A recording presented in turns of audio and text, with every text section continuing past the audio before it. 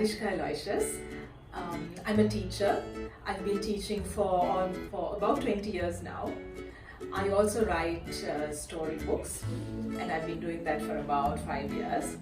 I have my own podcast, and I visit schools to talk about creative writing and storytelling. And I've acted on stage a couple of times. I've written 6 storybooks so far, and there are 2 journals as well. Actually, it wasn't my ambition to write books always. I love reading, but I actually got into writing after I had my own children. And the thing is, children do and say such unusual things that it inspires you to put it down. And my just taking things down turned into storybooks and writing. Raavana's Daughter is actually a young adult novella. It's not a very long book.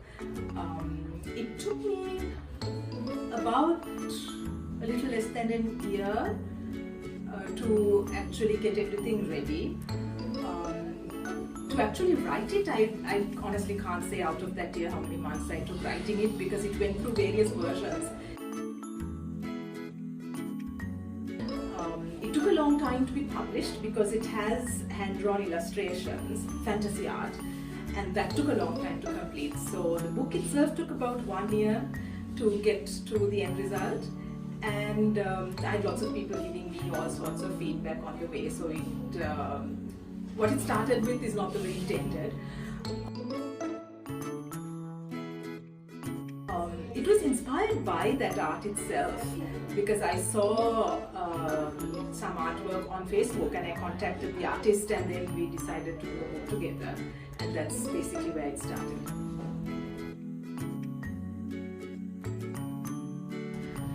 So the book is about Raavana's daughter. She's a mermaid. A lot of people don't know that part of the story, and I selected that particular story because of some beautiful fantasy art that I saw on Facebook one day. So I contacted that artist, and we decided on something fantasy, something Sri Lankan, and ended up basically with this. So the artwork took a long time to complete, and that is why really the end result of the book took about 1 year to get to that end point. And I was very happy with how it turned out.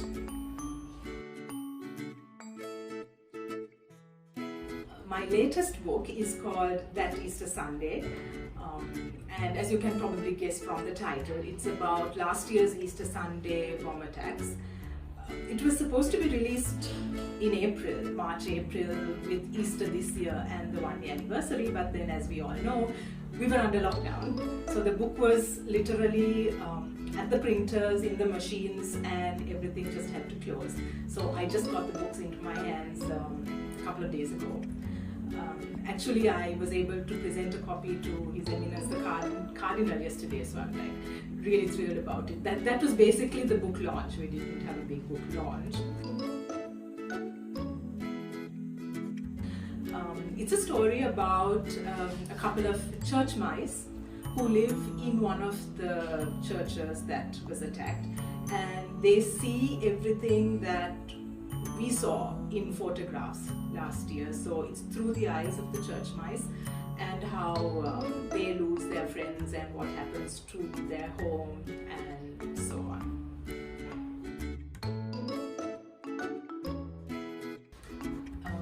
My writing is actually a little bit sporadic. I write whenever I have thought out my storylines. So there's a lot of thinking going on all throughout the day, while I'm traveling, while I'm in the shower. I'm thinking about stories. So if I decide that something is worth writing, then I sit down and write. Basically, the thing is that I do not have a lot of time for my writing, so I really need to plan myself my day and make sure that I have the time to sit and complete whatever job I undertake. My teaching, of course, is set number of hours per week, and I think I've come to a point where I don't really think about it. I just get around to doing my classes, so that my classes really don't take a lot of planning, to be very honest.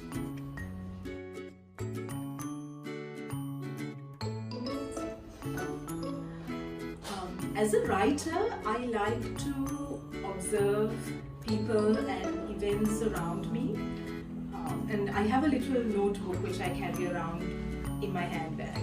So if someone says something or does something interesting, I kind of jot it down. It might not get used immediately, but it will probably turn up in one of my books at some point.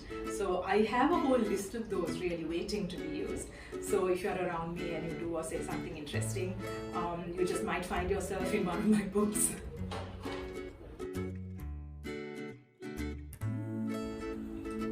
Out of the 8 books that I have, only one is traditionally published, that is where I didn't pay anything to get it done. It was done through a bookshop home publishing house.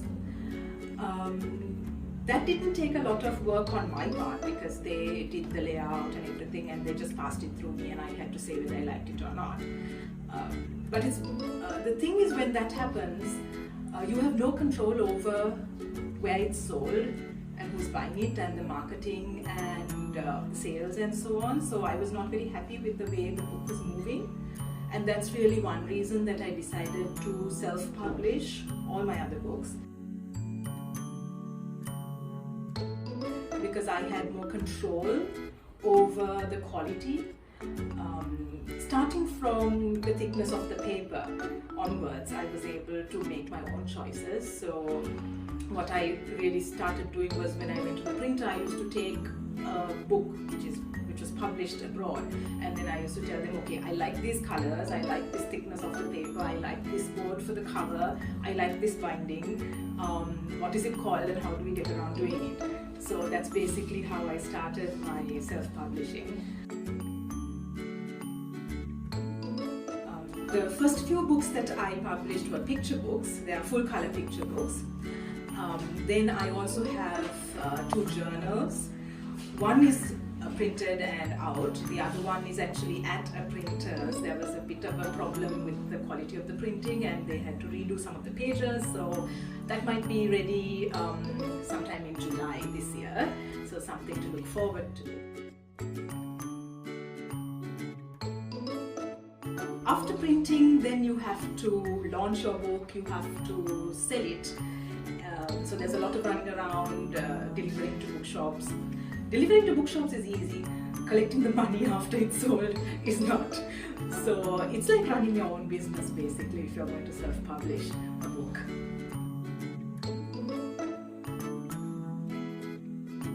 The long list for the Gratiaen Award was actually announced just after lockdown started, so that was probably end of March. I didn't know anything about it actually until a friend tagged me on the Gratiaen Trust post on Facebook, and I knew that I had sent my books in.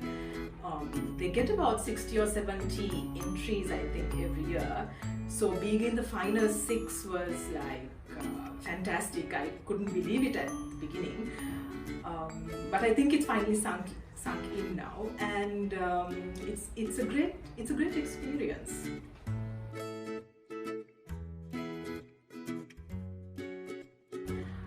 I'm an avid reader. I of course love children's books, that's why I write for children as well. So I have a podcast which is on podhub.lk. That started about 7 months ago, just before Christmas last year in November, and I talk about all the different children's literature that I like.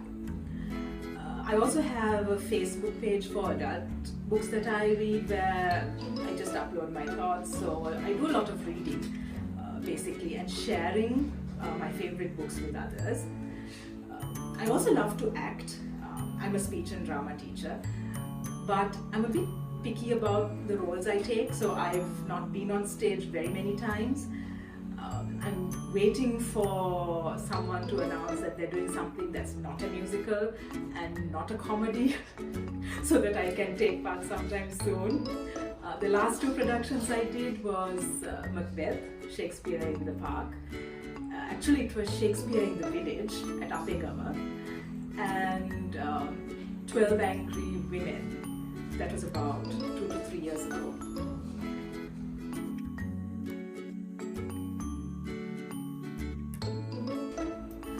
My advice for writers is basically to keep writing. Show it to people you trust who will give you constructive criticism. Take the criticism in, keep editing, and it takes a long time from the first draft to getting to actually being ready to publish. If you feel that you're ready to publish, then you need to do a lot of research, looking into who might be able to publish you. It's a lot of hard work, but I think once you get one book out and you've gone through that process once, you have the confidence to keep going. So I think the best advice I can give is to just hang in there and keep trying, because a lot of people say publishing a book is like having a baby. So yeah, just don't give up.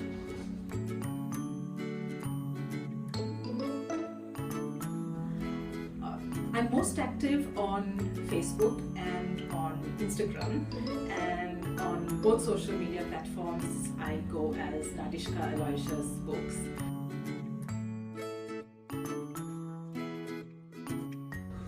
I'm also on Amazon. That's basically for anyone who lives abroad who wants to buy my books either as ebook or paperback, and I also review a lot of books on Amazon, so you just might come across some of my reviews there as well.